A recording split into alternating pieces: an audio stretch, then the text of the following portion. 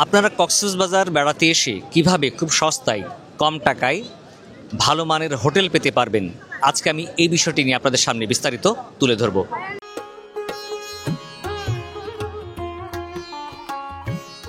আপনারা যদি কক্সবাজারে বেড়াতে আসেন এবং এখানে কম টাকায় সস্তায় ন্যায্য মূল্যে হোটেল পেতে চান, তাহলে কিছু বিষয় আপনাদের মাথায় রাখতে হবে, কনসিডারে রাখতে হবে। তার মধ্যে অন্যতম হচ্ছে যে পর্যটন মৌসুম যখন থাকে, যেমন ডিসেম্বর থেকে ফেব্রুয়ারি, তারপরে হচ্ছে সরকারি ছুটির দিন, বিশেষ উৎসবের দিন যেমন ঈদের সময়, পূজার সময়, তারপরে ফেস্টিভ্যাল লিভ যত থাকে, যেমন 16 ডিসেম্বর, 26শে মার্চ বা অন্য কোনো দিবস যখন সরকারি ছুটি থাকে, এই সময়গুলো অবশ্যই বাদ দিয়ে আপনাদের ট্যুর প্ল্যান করতে হবে। কারণ এই সময়ে সব সরকারি বেসরকারি চাকরিজীবীরা, তারপর স্কুল কলেজগুলো বন্ধ থাকে, ফলে সবাই মিলে এই সময় ভিড় করে, ফলে এই সময় হোটেলের দাম তুলনামূলক বেশি হয়।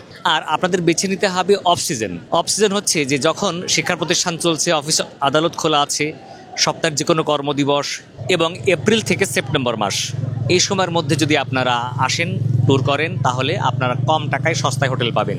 2 নম্বর পয়েন্ট হচ্ছে যে আগে থেকেই হোটেল বুক করা। যেমন যদি আপনি কোনো উৎসব সময়েও আপনি আসতে চান কক্সবাজারে, আর যদি আপনার 15-20 দিন আগেই এই ট্যুর প্ল্যান করা থাকে, তাহলে 15-20 দিন আগেই আপনি অনলাইন থেকে, ফেসবুক গ্রুপ থেকে বা হোটেলের ওয়েবসাইট থেকে হোটেলগুলো বুক করবেন। তাহলে আপনি তুলনামূলক কম টাকায় হোটেল পেতে পারবেন। যেমন আমি আগে মনে করতাম যে হয়তো অনলাইনের থেকেও সরাসরি ফোনে কথা বলে হোটেল বুকিং করলে খরচ কম হয়, কম টাকায় হোটেল পাওয়া যায়। কিন্তু আমি দেখলাম যে এবার আমি আসার প্রায় 10 দিন আগে একটা হোটেলে ফোন দিয়েছিলাম। ফোন দেওয়ার পরে তারা ওই প্রত্যেকটা রুম বলল 3000 টাকা মিনিমাম এসি রুম। আর সেম হোটেলের রুম যখন অনলাইনে আমি দেখছিলাম একটা সাইটে, তখন দেখাচ্ছিল প্রতি রুম 1600 টাকা করে পার নাইট। তো ফলে এই ব্যবধান কিন্তু প্রায় 1400 টাকার অনলাইন এবং অফলাইনে সরাসরি ফোনে কথা বলার পরে। এই জন্য আপনারা চেষ্টা করবেন যে আপনারা যখন ট্যুর করবেন, ট্যুরে আসার মিনিমাম 10-15 দিন আগে যদি ট্যুর প্ল্যান করা থাকে, সেই সময় হোটেল বুকিং দিয়ে দেওয়া অনলাইনে, তাহলে তুলনামূলক কম টাকায় হোটেল পেতে পারবেন। আর বাংলাদেশে কিন্তু এখন অনেকগুলো অনলাইন হোটেল বুকিংয়ের সাইট আছে, যেগুলো সাইটে আপনি কম্পেয়ার করে দেখবেন যে কোনটায় কত রেট পাওয়া যাচ্ছে। অনেক সময় অনেক সাইটে কিন্তু অফার থাকে, ছাড় থাকে, অনেক সময় পেমেন্টের মাধ্যমেও কিন্তু অফার থাকে, যেমন বিকাশে পেমেন্ট করলে ছাড় পাওয়া যায়, কখনো কোনো ব্যাংকের কার্ডে পেমেন্ট করলে ছাড় পাওয়া যায়। ফলে এইগুলো আপনি মাথায় রেখে হোটেল বুকিং করতে পারেন। 3 নম্বর হচ্ছে যে কোনো ধরনের অনলাইনে বুকিং বা প্রি বুকিং ছাড়া সরাসরি আপনারা কক্সবাজারে এসে, বেড়াতে এসে হোটেল খুঁজে বের করা। সেক্ষেত্রে অসুবিধা হচ্ছে যারা ফ্যামিলি নিয়ে আসেন, অনেকের সাথে বৃদ্ধ বাবা মা থাকতে পারে, পরিবারের বৃদ্ধ বয়স্ক সদস্যরা থাকতে পারে, অনেকের ছোট বাচ্চা ছেলে মেয়ে থাকতে পারে, অনেকের ফ্যামিলি মেম্বার স্ত্রী থাকে। তো তাদের নিয়ে হয়তো অনেক সময় হ্যাসেল হতে পারে যে যদি আপনি আগে থেকে হোটেল বুক করে না আসেন, তাদের নিয়ে এসে হঠাৎ করে হোটেল বুক করা কিন্তু একটা টাফ জব। হয়তো হোটেল খুঁজে বেড়াচ্ছেন, হোটেল পাচ্ছেন না, এই সিচুয়েশান তৈরি হতে পারে। যদি আপনারা ব্যাচেলার থাকেন, সব ইয়াং জেনারেশন থাকেন, একা আসেন, তখন আপনি এই সিদ্ধান্ত নিতে পারেন, আপনি এসে খুঁজে খুঁজে কম টাকায় সস্তায় হোটেল বের করে নিতে পারবেন। সেক্ষেত্রে যেটা হয়, আপনার যখন হোটেল চেকিং টাইম, অর্থাৎ 12টা, কোনো হোটেলে 1টা, এই সময়ের মধ্যে আপনি হোটেল খুঁজতে না বের হয়ে আপনি যদি দুপুরের পরে কিংবা বিকেলের দিকে কিংবা সন্ধ্যায় সরাসরি হোটেল খুঁজতে থাকেন, তখন কিন্তু তুলনামূলক অনেক কম টাকায় বা অর্ধ রেটে হোটেল পাওয়া যায়। 4 নম্বর হচ্ছে যে গ্রুপে ভ্রমণ করা। অর্থাৎ আপনি এককভাবে যখন হোটেল খুঁজবেন বা হোটেলে থাকতে আসবেন, তখন স্বাভাবিকভাবে আপনার রেট বেশি পড়বে।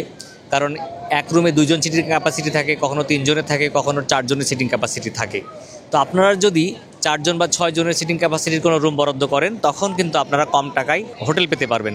আপনারা যখন একই রুমে 4 জন বা 6 জন থাকবেন, ওই রুমের ভাড়া যদি 2000 টাকা হয়, তাহলে পার পার্সন খরচ কমে যাবে।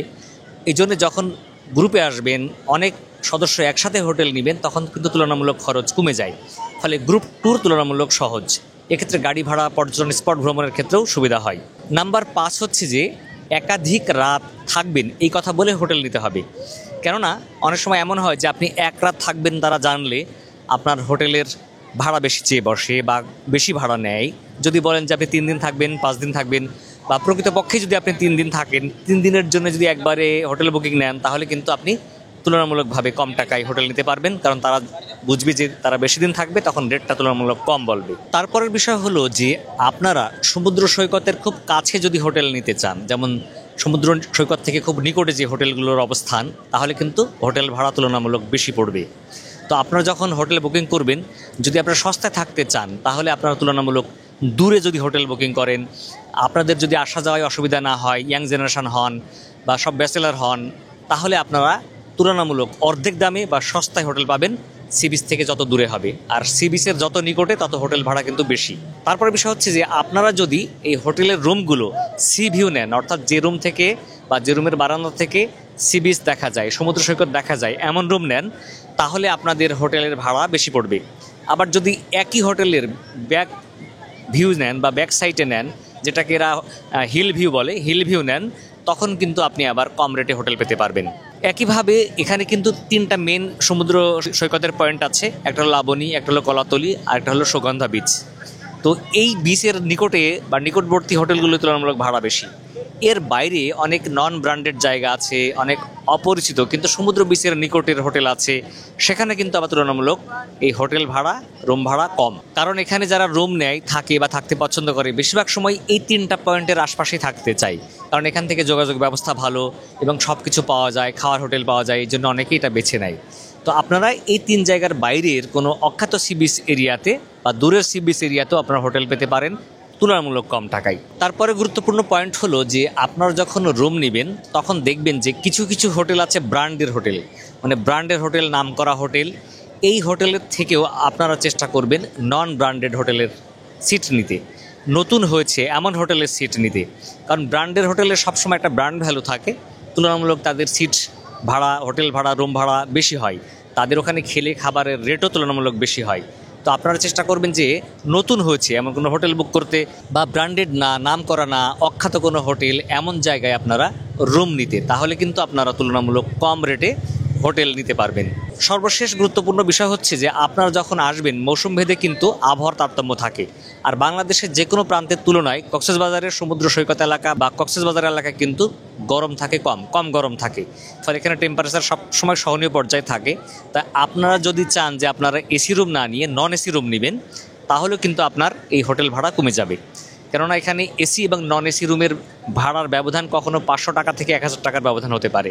তো এইভাবে এই কয়েকটি গুরুত্বপূর্ণ বিষয়কে আপনারা যদি কনসিডার করে এখানে হোটেলের রুম ভাড়া নিতে পারেন, হোটেল বুক করতে পারেন, তাহলে আপনারা তুলনামূলক কম দামে, কম রেটে হোটেল নিতে পারবেন এবং আপনাদের খরচ সাশ্রয় হবে এবং আপনারা স্বাচ্ছন্দ্য থেকে যেতে পারবেন। তবে হ্যাঁ, যদি আপনাদের কাছে ভ্রমণের সময় হোটেল ভাড়ার খরচটা কোনো ব্যাপারই না হয়, আপনাদের কাছে হোটেল ভাড়ার জন্য পর্যাপ্ত বাজেট থাকে, তাহলে তো অবশ্যই আপনারা ভালো মানের, ভালো দামের, কমফোর্টেবল জোনের হোটেল নেবেন এবং অবশ্যই সি বিচের পাশের বিচ ভিউ রুম নেবেন, এটাই স্বাভাবিক। ফলে এটা নির্ভর করবে যে আপনার সামর্থ্য এবং সাধ্যের মধ্যে কি আপনি অ্যাফোর্ড করতে পারেন তার উপরে। তো বন্ধুরা, আজকে এই পর্যন্তই, দেখা হবে পরবর্তীতে আবার অন্য কোনো গুরুত্বপূর্ণ বিষয় নিয়ে। ততদিন ভালো থাকবেন। বিদায় নিচ্ছি আজকের সমুদ্র সৈকত কক্সবাজার থেকে। আল্লাহ হাফিজ, আসসালামু আলাইকুম।